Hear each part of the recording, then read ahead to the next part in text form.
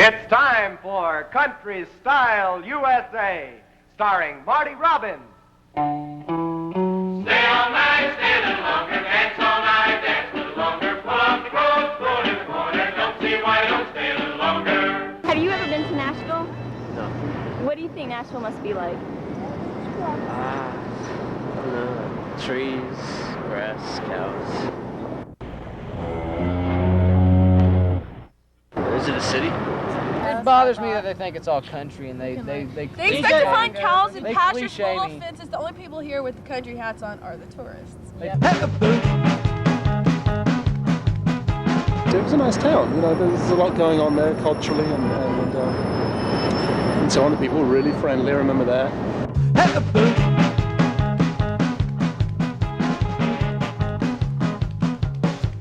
Songs of regular multiply. Songs about the hit parade. Guys like us, we had in mind. Those were the days. Oh. Nashville, a lot of country music. From Opryland in Nashville, this is Ralph Emery with Do you like country? Do you like country? Do you like country music? Do you like country music? Pop goes the country. Do you like country music? What? Do you like country music? Country music? Yeah. Pop goes the country. Where I come from, there's two kinds of music, country and western, and that's about it. Sing me a good old country song and the whole wide world will sing along. That's what happens when you grow up here, though. You know, you kind of react against it, and then at some point you Well, that's the way I was. Yeah. It wasn't, you know, it wasn't until I grew up that I realized what I was missing.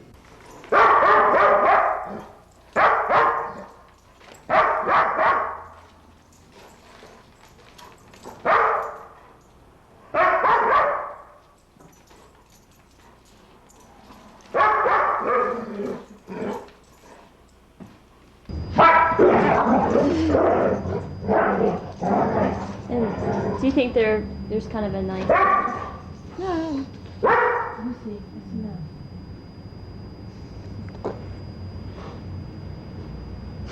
I had moved here from New York about a year before, and I wanted to get a job in the music industry, but I couldn't find one, so I was temping.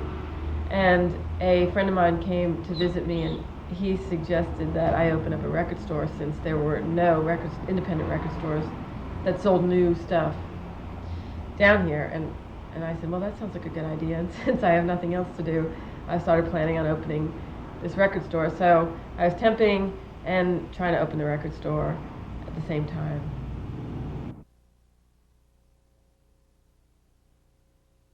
I opened Lucy's on August 16th of 1992 as just a record store, and we had 2,400 square feet of space, but I didn't have that many records to fill it up. I only had a few records to start off with, so I had all this extra space. And after about 3 months after I opened the store,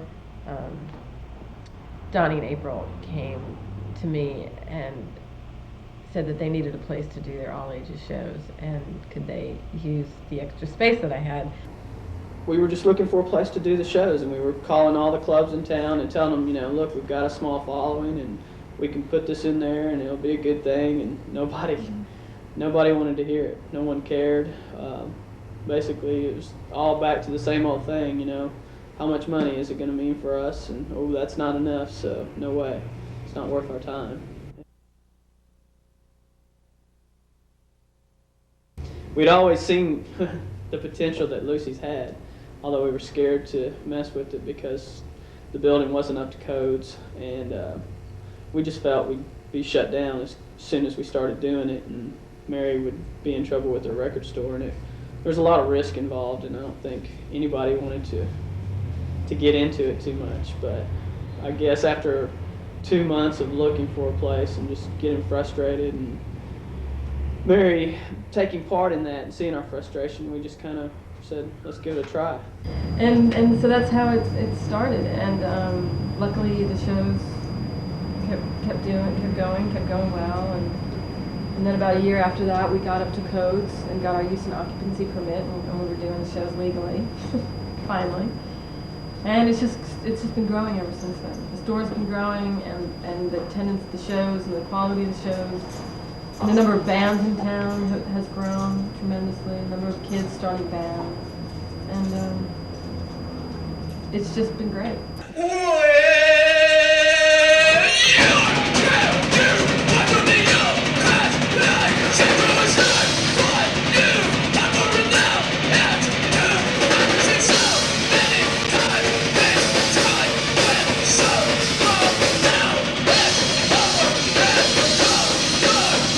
Nashville has a whole industry. It has a country music business, it has a Christian and gospel music business, and all of the major companies are represented here.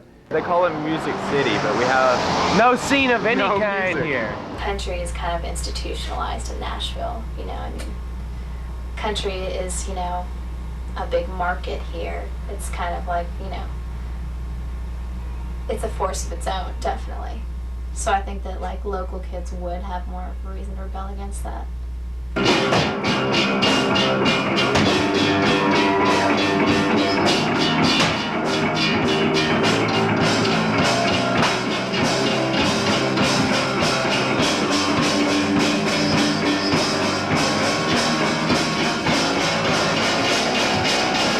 I mean, this may be asking a bit much, but I'm hoping that by being here and having the politics that we have and letting people pretty much say or do whatever they want, besides drink or smoke, hope, you know, maybe it's made a difference, you know, having this as a sort of essential place for them to come.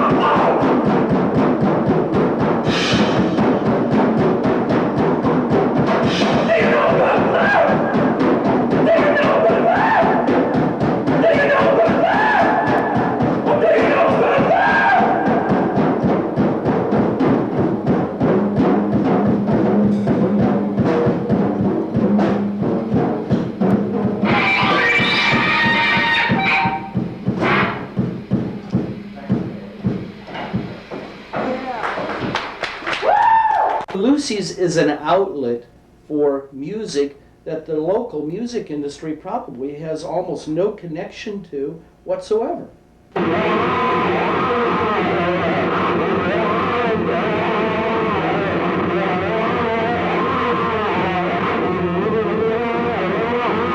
What don't you understand?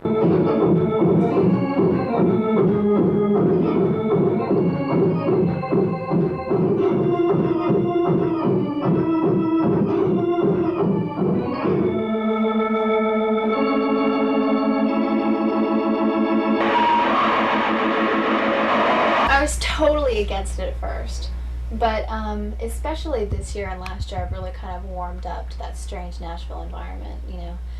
One of the, speaking of local bands, one of the local bands that like really kind of got me to appreciate that kind of thing was Lambchop, because of the way they're kind of like incorporating that, like this bizarre, twisted Southern motif into their, you know, basically alternative music, you know. Having like a big band, like a Southern big band doing alternative music, and that kind of got me to like begin to acknowledge the Southern roots as being like legitimate foundation of what's going on here in Nashville.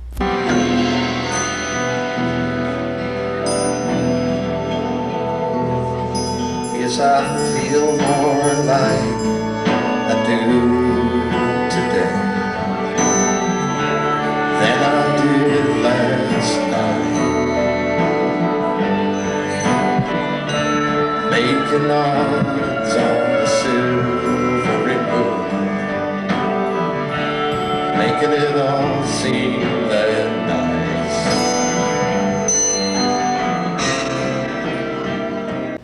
take all the elements of what they call a country song, I mean, you can find that in what we do. It's just that maybe it doesn't sound like that. I mean, in theory, I mean, I think in strict theory, if you described our music, you could be describing a country song.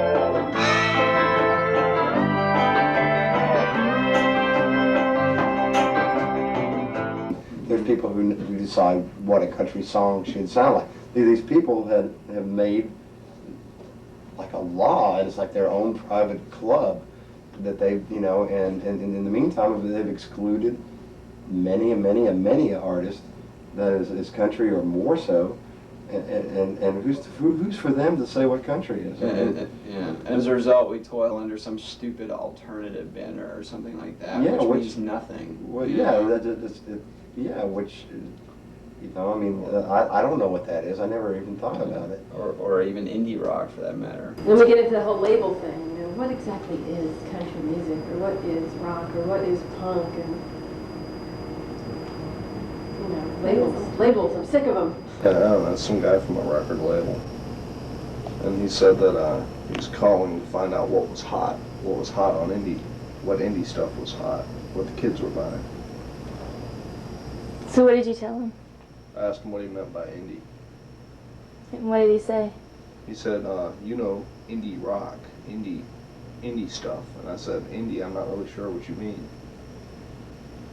So what did he say? So he said, alternative. And what did he say? I said, alternative to what? And then I was just baiting him, I was just being a dick. So then what did he say when you said that? I mean, did you just battle back and forth, or did... No, I furthered the careers of bands that I liked. Any band who like one of the only things they strive to do is like to be on a major label and make money, that's just like not cool. I mean, their major thing to do is like should be like to make music, or like even like maybe to go on tour. I mean, that would be cool, not to like just like to make money and ooh, I just want to be signed. So how long have you guys been together? 2 weeks. Yeah, about 2 weeks, I guess. And how many practices have y'all had? 4. 4. So long ago, on the ground, I felt mine upside, turn me upside down, it's making me dizzy. I've always been really interested in music. I mean, my dad was a DJ, so I grew up listening, being force-fed music, you know, so. And I always was just a listener, and I always felt kind of lame just because, you know, I was playing all this really great music, and I felt like I was kind of taking credit for it, but I wasn't putting anything out of my own, you know. And it just really affects me, music does. And so I was like, well, fine, I'll try it, you know. I mean, it's late in life and all, but I mean, there's a lot of bands out there that, you know, really don't have sound pretty minimal, like, you know, Beat Happening and Pork, and like there are a lot of bands that don't really have so much experience or expertise, but they make a lot of really great music. And I just listening to them, I was like, maybe I could do it too. So. We're Blue Ribbon Field Day. We've only been together about a week, so we only have 3 songs. Sometimes having talent can hold a band back.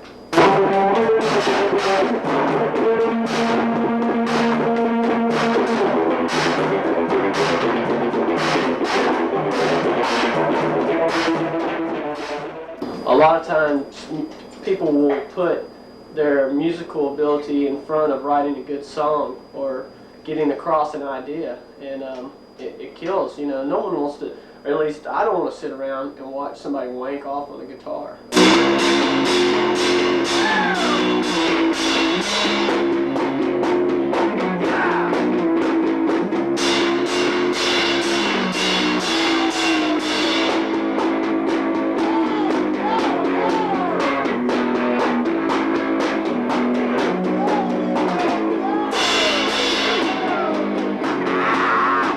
Yeah, the Cobbs are a good example of that. probably one of the most untalented bands playing at Lucy's currently, but people like them. And that's really all that matters. You know, if you can find a crowd that likes what you're doing, it doesn't matter if you're talented or not, as long as you can get your creativity across to other people. What is a band? I mean, what's music? What's entertainment? What's a show? What's it all about? You can't pinpoint it. It can't be pinpointed. Buddy Allen is a tradition. Come on into our store. Buddy Allen is a heritage for 40 years and more. What makes a house kind of special? Close friends walking in the door, flowers blooming in the springtime, and little children playing on the Buddy Allen floor.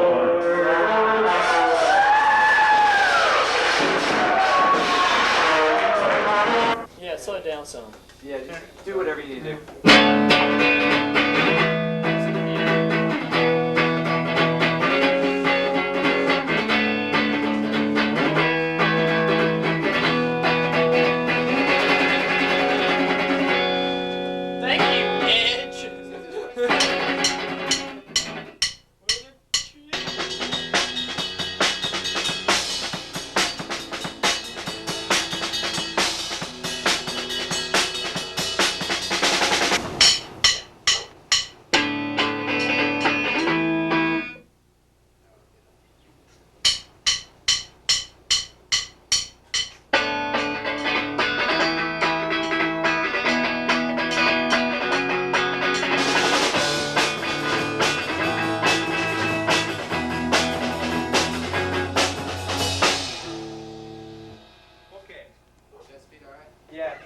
Is that okay to you?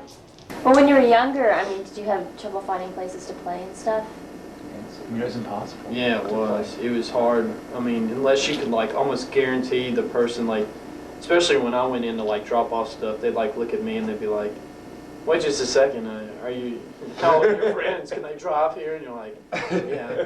Can they drive? I know. Or you had to have a guarantee of like so many people, or like, were they going to buy all the beer that like the bar's going to put out? So that was a big problem. Like, unless you were a top 40 cover band, you really had a hassle getting any kind of show. And that's still a big problem. Yeah, we still have that problem. I mean, except for like Lucy's and other all-age places, there's nowhere you can play unless, because I mean, even now, I mean, even though we're all, I mean, everybody's drinking age, I think, but even though everybody in the band is like, you know, relatively old enough to drink, you know, there's still, I mean, the people who would come to our shows and the kind of music we play, very few of them are going to be like old enough to drink.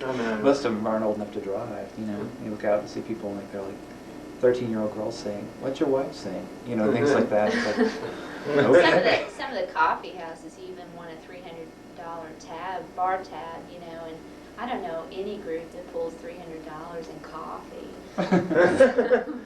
Well, there's a lot more pressure on those clubs to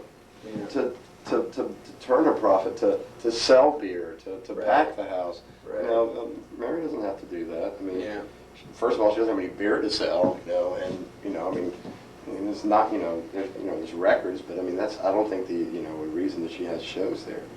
And so there's not all that pressure, there's no guarantee, so there's no pressure to actually, get a certain amount of people in the place. So, I mean, it really does make it a little more open to a lot of bands that maybe don't have a big draw. We go here a lot because it's only $5, but it's the only place we can come because it's not 18 and over.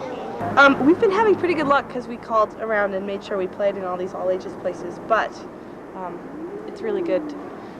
This one is actually truly all ages because some places say they're all ages, but they're really just 18 and over. So it's they kind of a lied. trick.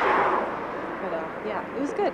Although we have had shows on this tour where there was children, like 8-year-old children there, and that was really nice.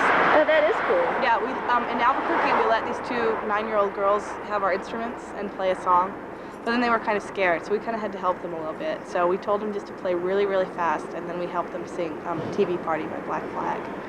But it worked pretty good. They just played really hard. 9-year-old girls? Yeah, they were excellent. We dubbed them Sneaky Wiener. Sneaky Wiener. Yeah, that was their band name. But we kind of bestowed it upon them because they were, by the end, they were kind of petrified but exhilarated. Hopefully we've set them on the path to punk rock glory.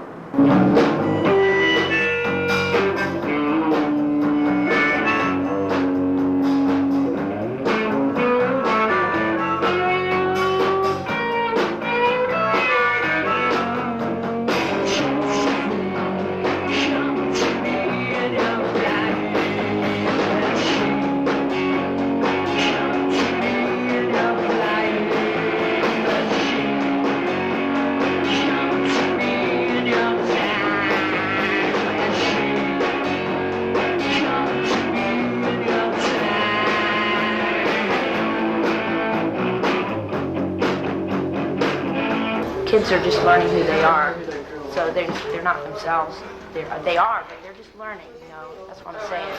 So if you can be a kind of chin show kids that you can do whatever you want to do, then it opens up things for them.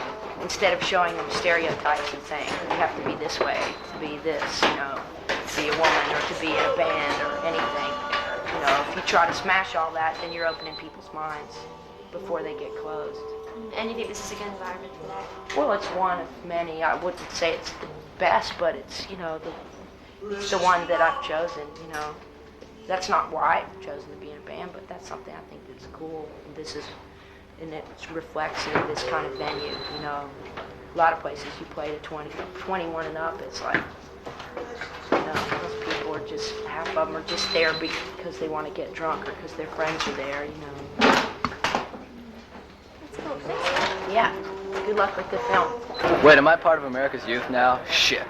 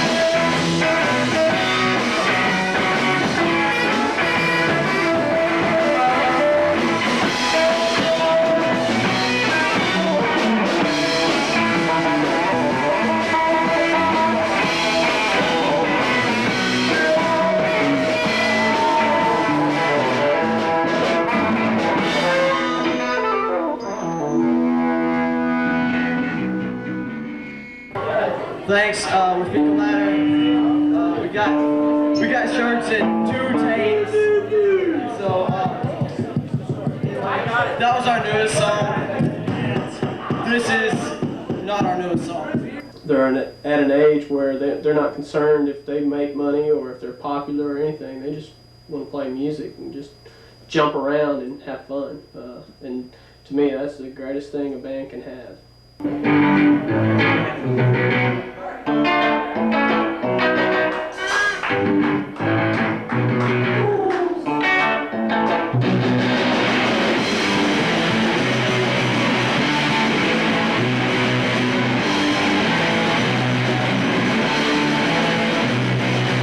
See, originally we were going to be a grunge rock band. And, you know, that's why they grew their hair out and everything. But then, me and Dallas just weren't pretty enough, I guess. I don't know. And then, so, I mean, because Eric, you know, I think he could pass off as one, you know. Yeah.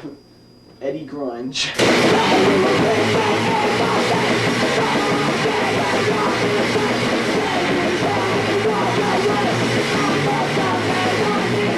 I try to music stay is- away from labels, but if you were to label something, it probably would be called punk. Yeah, I mean, stuff. our music definitely is, but I'm not sure if punk is Well, thinking. it depends on how you define. Yeah, I'm not punk. sure. Punk is either A, thinking for yourself and doing whatever you want, or B, wearing chains spikes and mohawks. kicking people who are different than you. Yeah. So the big.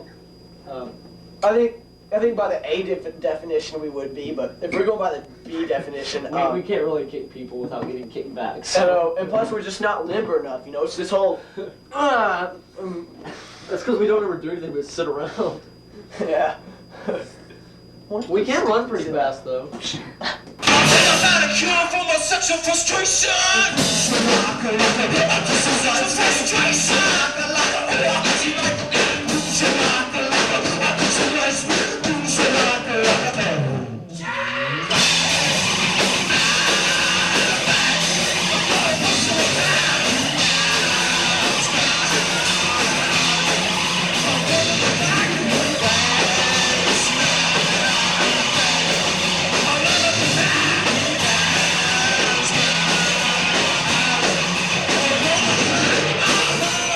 I'm not a big fan of slam dancing.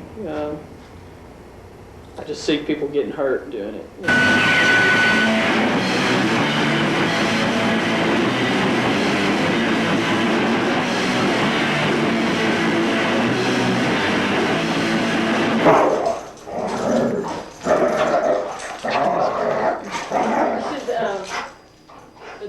The dog mosh pit. Why do you think people do that? I mean, do you think it's just for aggression or? Adrenaline.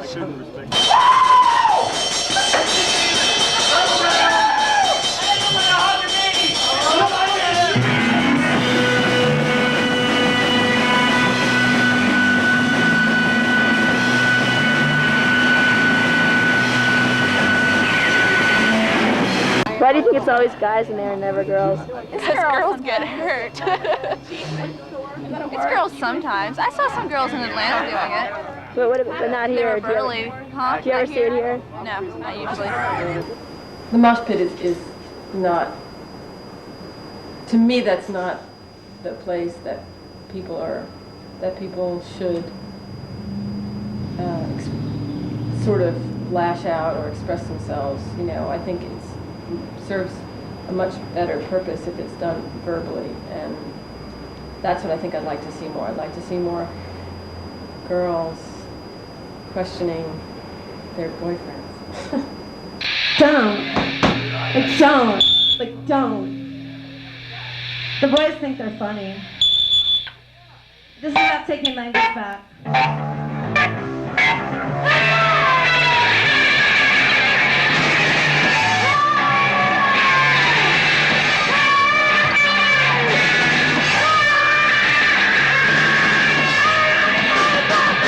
You want to see my private part? Damn!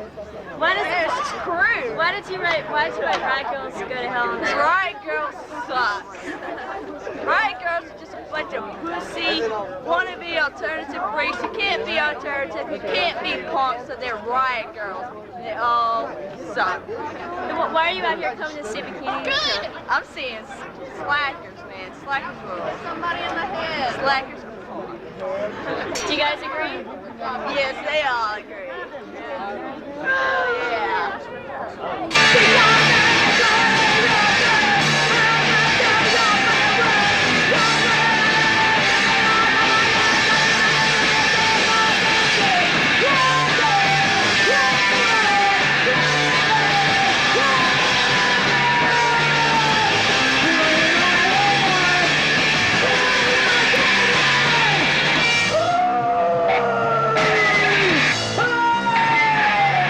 Last night when we were playing, some men started yelling stuff about how I should take my shirt off and stuff, and then they started going, L7, L7, you know what I mean? Because they think it's like all women or bands are the same, and like we don't sound anything like L7, you know what I mean? Although I'm not saying L7 isn't good, I'm just saying we're totally different. We're a different thing. Hemisphere, you know. Right. They're You know great. what I mean? They're a great band, but it's like. Well, they do you were know what I just mean? harassing us. They're just harassing her. us, and they were harassing me specifically. It had nothing to do, you know, it's just really screwed up.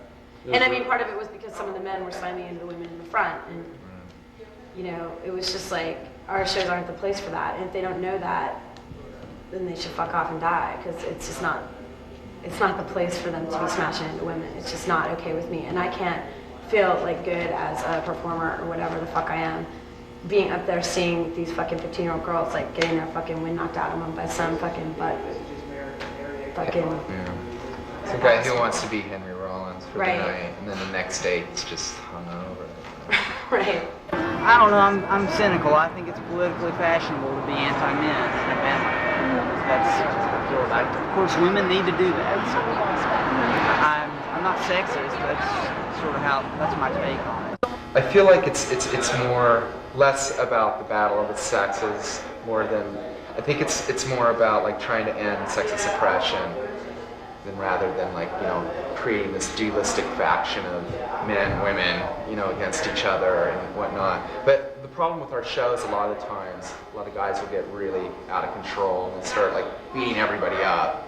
I definitely see a difference between boys and girls here. Excuse me, somebody say Lambchop?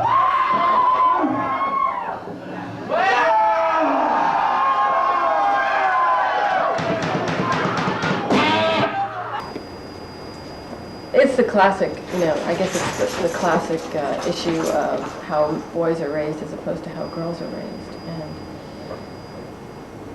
sometimes it's disheartening because you see, you know, the boys being a little bit more outspoken and more individuals and more able to express themselves than you do girls, you know, of the same age. And you have to wonder how much of that is still the pressure of society for them to conform, be nice girls and all that.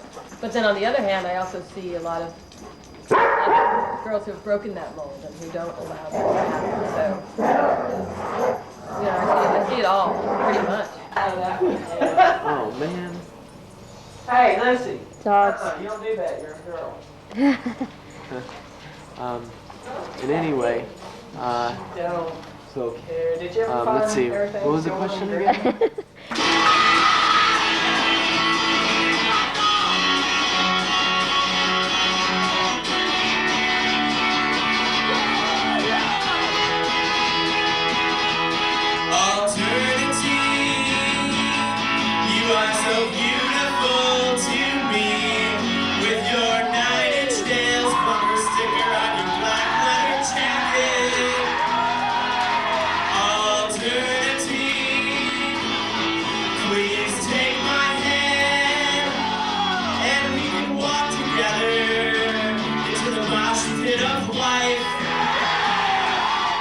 Alternative now, that's where like purple hair and all sorts of earrings and stuff like that too. Well, not right? necessarily, is it?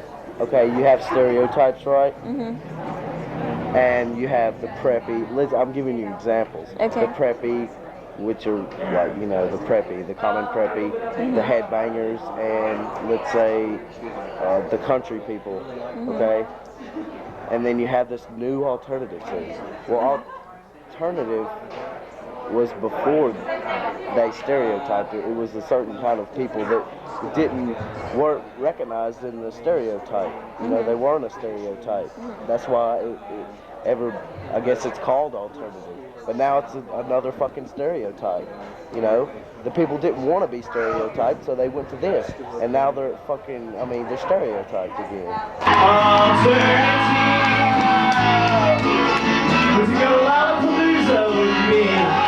And we can pay $5 for a glass of water. Alternative. When I read your poetry, I can feel your pain. 'Cause no one understands you but me. There's a lot of people that are just like, that just hate you because of what you look like or because their friends hate you or something, and then there's the people that want to be stereotyped, that like want to be, I want to be stereotyped. like, hey, I got problems, classified. hey, look at me, like, just, I don't know, stupid people, I guess, and they try to, I guess because we look pretty strange or something, they always come up and, I don't even think we look that strange. I don't know what it is, but they always come up to us and they're like, hey, will you be my friend? And look, I can identify with you and all this stuff. And it's like, MTV is my source for new trends. Yeah. I was walking down Haight Street in San Francisco when a counterculture youth cornered me. She had a freshly dyed purple mohawk, $120 Doc Marten boots. So in other words, she was wearing about as much equity as I had made so far this year. And with a wanting look on her pale face, she asked me for some change. I said change comes from within. Lucy's is definitely a cool place. Why? It's alternative, no. Do you feel like there's like a certain way to be here? I mean, do you think that anyone can fit in here?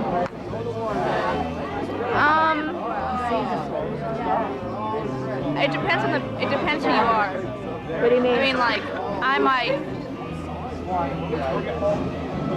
if you're really into like the whole like social look, then you probably would look down on people that came up here that look different. But if you're not, then it wouldn't face you. It's just a matter, and also the people that come in here and they walk around like they want to be noticed, that gets on your nerves, you know?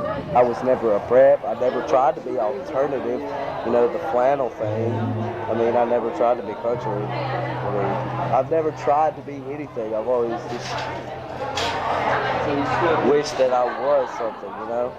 Wish that I was special because of me, not because I was in a trend or I hung out with these kind of people. I wish I was cool because I'm who I am.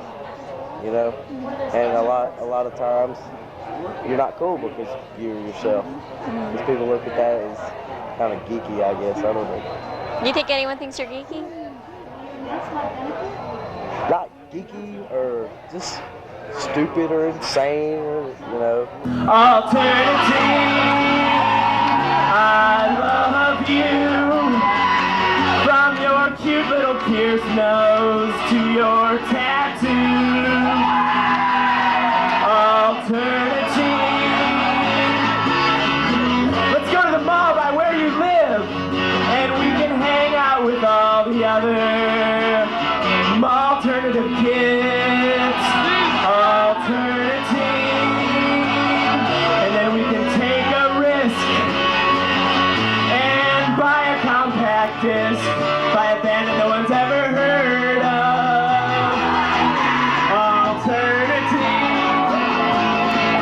Please take my hand and we can walk together, like I said before, to the hospital of life. We hate all the people that go in there. To Lucy's? Yeah. Why? Because they're all skaters and they're all high school students and they all have no idea what's going on. Aren't you a high school student? Everyone's a skater. Don't bring that up.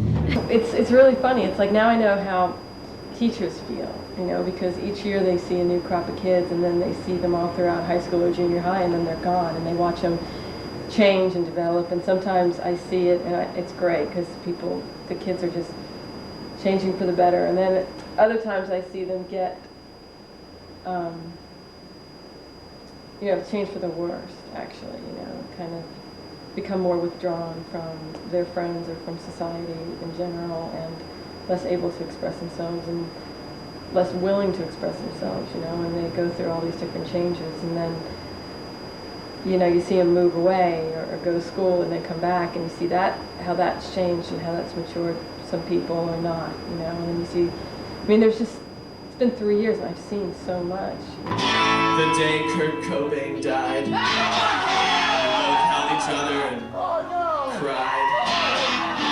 But you made me feel a lot better when you said, thank God, it wasn't any better. Alternative, you're such a tortured soul, 'cause you broke up with me when I said I liked mid-70s rock and roll. Alternative, you really broke my heart, and now the only time that I can see was when you're working at Kmart. But I always love you. turn out.